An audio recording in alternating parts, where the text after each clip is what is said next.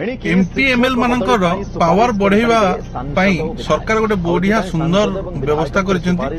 शिक्षक मानकर ट्रांसपोर्ट हाथ को दे आज्ञा सरकार को मोर गोटे प्रश्न प्रत्येक एमपी एमएलए कर शिक्षागत योग्यता भारत में सेते सठिक भाव निरूपण नुह से शिक्षा क्षेत्र में जो ए डिसीजन हाथ को दिया संपूर्ण रूपे से तार अपव्यवहार ही करेंगे निजर फेवर टीचर मानकर ट्रांसफर हवा आउ टीचर मानकर जो राजनीतिकरण हवाटा एटा गोटे खुलाम खुला देखा जाउछि आज्ञा जेतेबेले आपण गोटे टीचर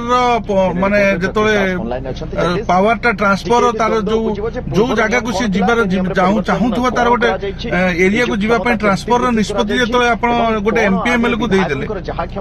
एटा लोकल लेवल टीचर माने स्कूल ले पाठ पढ़ा तो जहां होउछि ताकू छाड़ी से एमपी एमएल मानकर चाटुकारिता बेसी करिवि कहीं से माने चाहिए जे मु एई एमपी एमएल एई पार्टी को माने हाथ रखिले काली भविष्य रे मो गां को जीवी मो गां पाखर रहिबी घर पाखर रहिबी एई सुविधाटा पाइबी एई जिनसटा पाइबी एटा पर्टिकुलर माने जळ जळ के देखा जाउछि एटा गोटे राजनीतिकरण करा जाउछि शिक्षा रे ए जिनसटा को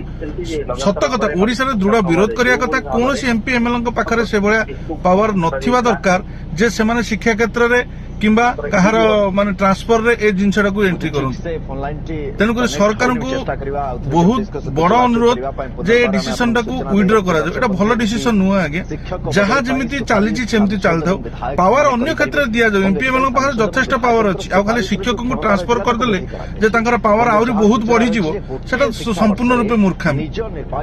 एटा केवल शिक्षा को राजनीतिकरण करिवा छडा आ द्वितीय मोटिव सरकारଙ୍କର କିଛି नाही एटाକୁ शिक्षक मान हाथ रखिए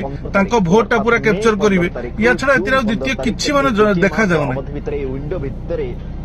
बाकी रहा ओडिशावासी विषय कौन कहे जय जगन्नाथ।